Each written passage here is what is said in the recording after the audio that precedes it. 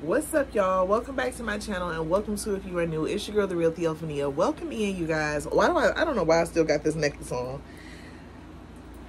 I had a very important meeting earlier, and I had to get professionally dressed up, and your girl still got on jewelry for what? I didn't fell asleep and everything.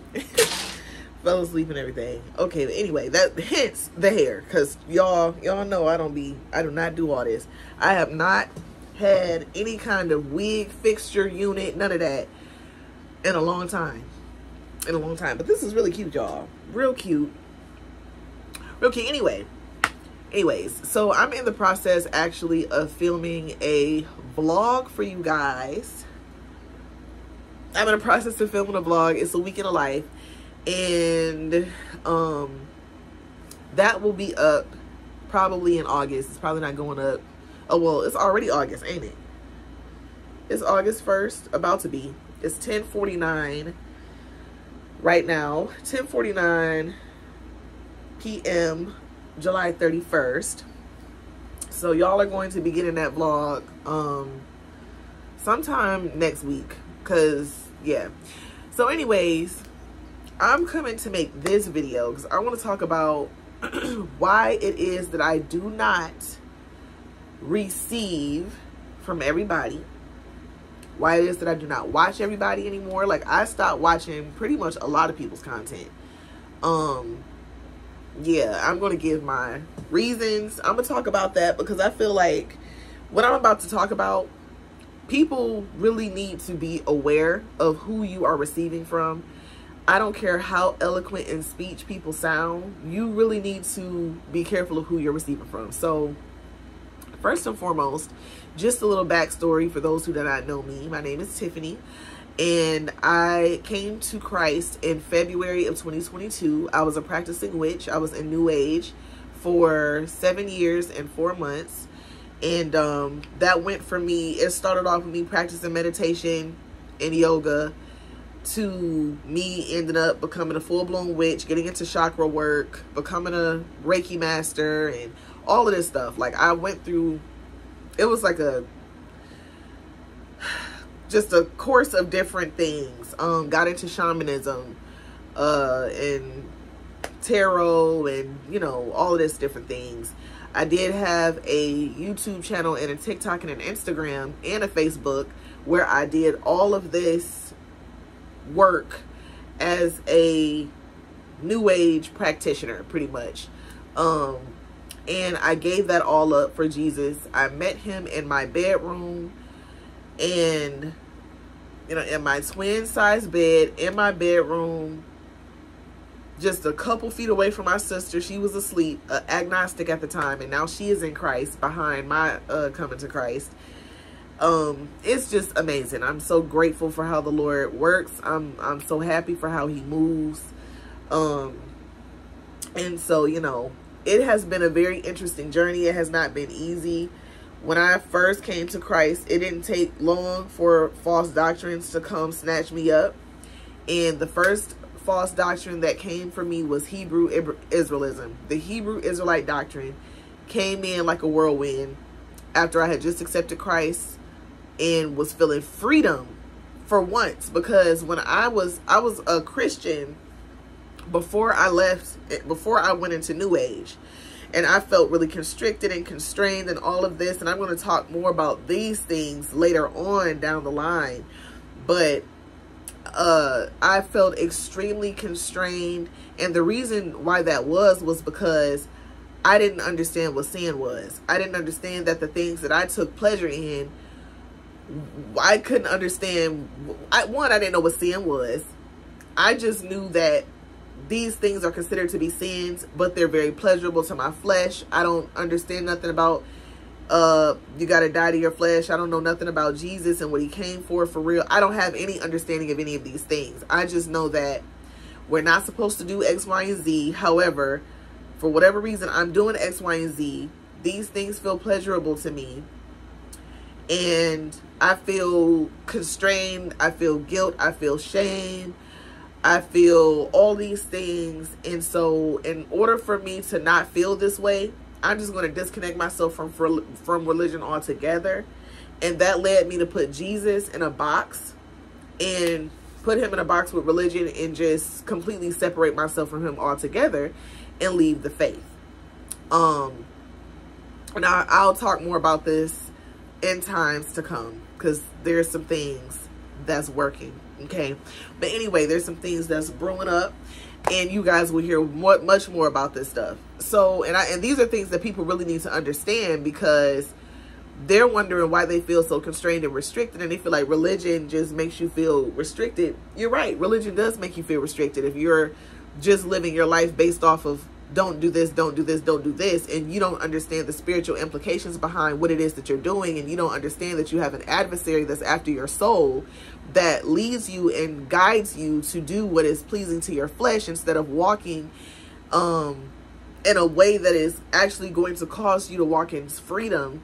You know what I'm saying? You don't have to obey your flesh. Once you understand what sin is, once you understand that your flesh is an enemy to you and not a friend, once you understand what this stuff is doing to you, how it is actually destroying you, you will have a whole different mindset. And you will look at it from a different perspective, and you will not feel constrained at all, because you're not going to even want to do that stuff no more once you realize how it's completely damaging your spirit, man, and your soul, which is made up of your mind, will, and emotions. Once you realize how the sin is actually causing you to go crazy, and it's causing you to not have any peace and joy, and it's causing you to be depressed, it's causing you to be suicidal. Once you have an understanding of that, you will never want to go back to that. Once Jesus opens your eyes and you realize that he died for you, that you don't have to live that way at all, that there's actually another way out, and you have power to overcome those fleshy desires that don't do nothing but lead you to more shame and guilt, you will not even want to go back to those things anymore. And that is what happened to me February 2022. I had an awakening, a real awakening, where I realized that my sin was the reason why I went through so much hell, and it even caused other people to go through hell that I deeply care about. And so that opened my eyes tremendously. And so the thing is, when you give your life to Christ, Satan is coming after you. He's coming after you. Do you understand? I feel like this light, y'all, is not... Oops. Give me one. I don't like that.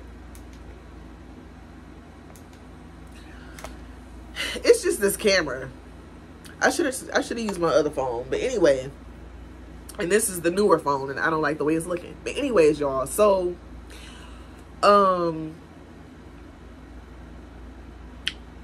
the enemy is coming after you. He's coming after your faith, because now you didn't put your faith in Christ, and you are now saved from death, hell, and the grave, because you have died to your old self. You've been risen in Christ, and so that means that you have been risen with Christ, and he overcame and conquered death, hell, and the grave. And so through him, you are doing the same thing. And your old nature no longer rules you, but you are now new in Christ. It is now Christ that lives in you now.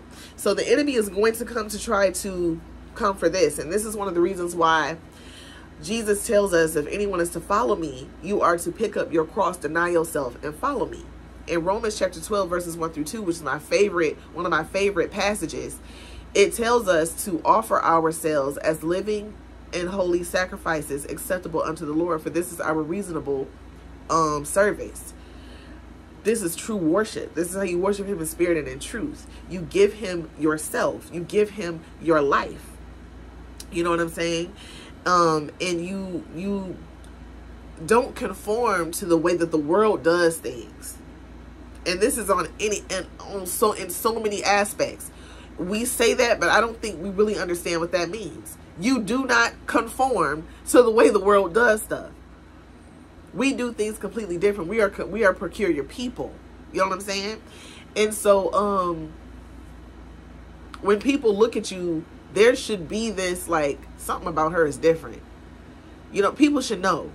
I have had somebody say that to me. Ask me, like, Tiffany, you're a Christian? I'm like, yeah. She's like, I knew it was something about you. Like, people should be able to know, and I let other people confirm stuff. I'm not walking around, I'm a woman of God. I'm not walking around doing that. Other people are going to confirm what they're seeing. You know what I'm saying? And so, because you're going to move different. And so, what else? When I came to the faith, like I said, I came to the faith in February. Do y'all know by March, I was going around telling people I was a Hebrew Israelite? Yeah. And for those of you who are like, what is that? Or you've heard of it, some of y'all know exactly what it is. It is this doctrine that black people are the true Hebrews. Granted, I still am not sure about the people over there, because the Bible speaks about a gathering of his people. That gathering has not happened yet. They make it seem like it's that what happened in 1948 was the gathering. That was not the gathering. But I still released it, and I said, you know what, Lord, I released it because I look at the word and I see where it says that a Jew is not one outwardly, but he is one inwardly, meaning his heart has been circumcised. If your heart has not been circumcised, and you believe that by blood you are a Hebrew, it doesn't matter. If your heart has not been circumcised, and you're not putting your faith in what Jesus did, you are still, guess what, he looked at those Jews, those who called themselves Jews, and he said, you are the child of the devil. You're a child of the devil. You're a child of Satan.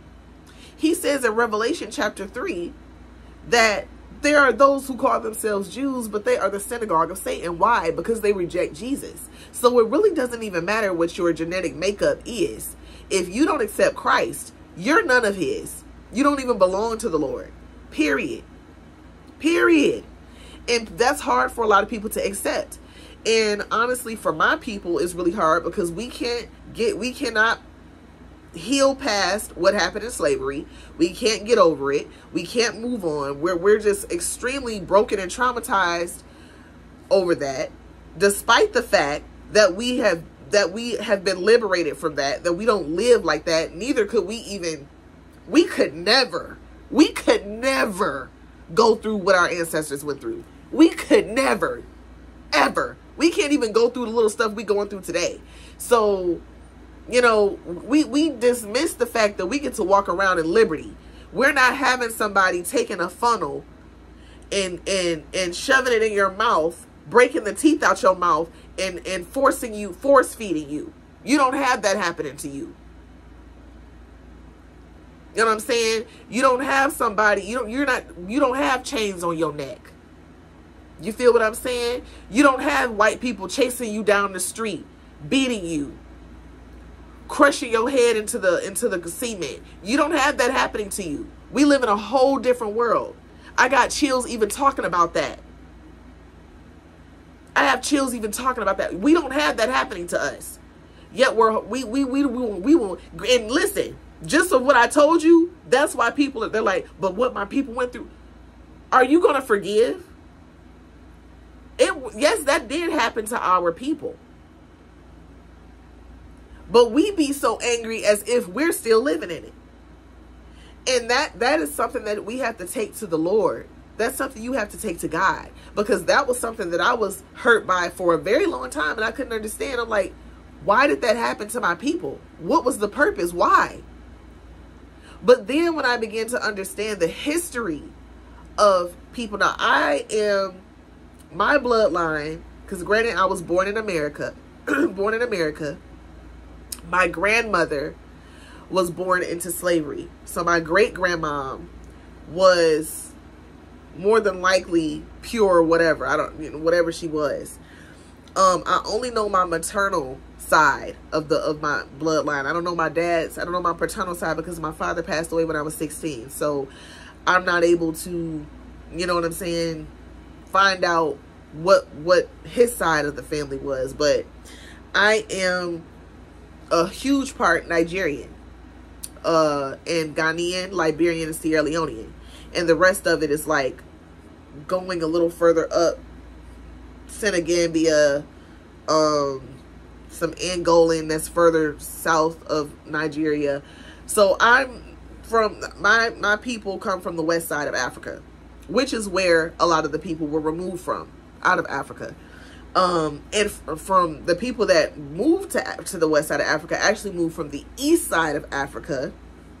So, you know, our people kind of go back far, right? And so, I forgot the point of me sharing that with you guys. There was a point that I was trying to make regarding my people. There was a point I was trying to make and I forgot. Hold on.